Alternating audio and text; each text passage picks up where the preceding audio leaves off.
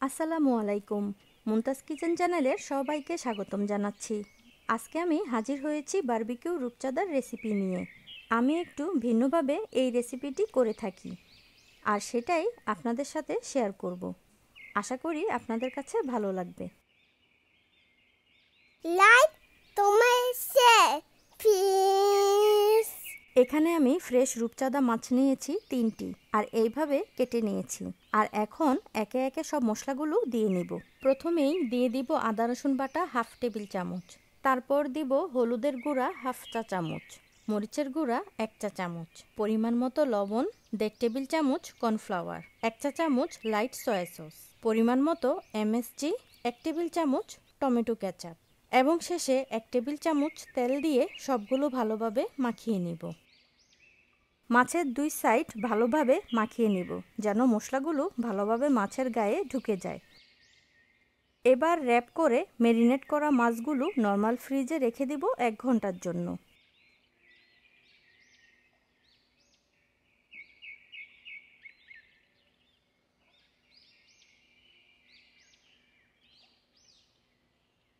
আপনারা চাইলে ওভারনাইটও রেখে দিতে পারেন, সেক্ষেত্রে আরও ভালো হবে।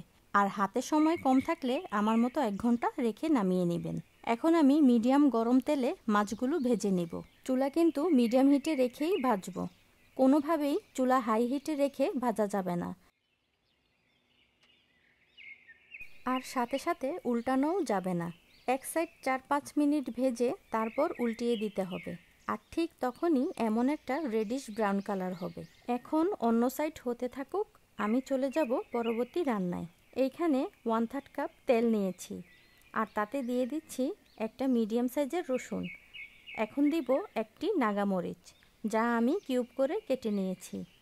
একটু নেড়েই সাথে সাথে দিয়ে দিব হাফ কাপ বারবিকিউ সস।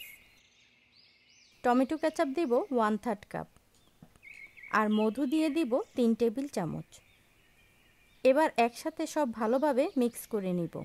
চুলা কিন্তু লো হিটে রাখতে হবে, তা না হলে সসের এই গ্রেভিটি শুকিয়ে যাবে। এখন আমি ভাজা রূপচাঁদাগুলো একে একে দিয়ে দিব।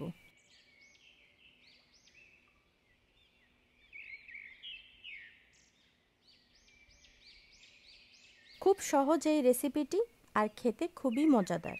বাসায় গেস্ট আসলে ট্রাই করে দেখতে পারেন। মাছটি আগে থেকে ম্যারিনেট করে রাখলে সর্বোচ্চ 15 মিনিটের মতো লাগে এই মজাদার ডিশটি তৈরি করে সার্ভ করতে।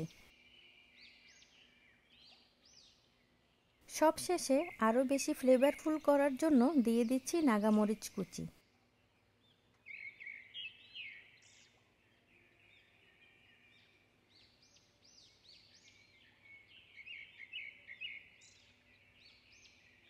আমার এই বারবিকিউ রূপচাঁদার গ্রেভি দিয়ে ফ্রাইড রাইস কিংবা প্লেন পোলাও খেতে খুবই দারুণ লাগে। আশা করছি আপনাদের কাছে আমার এই রেসিপিটি ভালো লেগেছে। ভালো লেগে থাকলে কমেন্ট করে জানাবেন। ইনশাল্লাহ শীঘ্রই নতুন কোনো রেসিপি নিয়ে আবার হাজির হব। সেই পর্যন্ত সবাই ভালো থাকবেন। আল্লাহ হাফেজ। লাইক তোমার প্লিজ।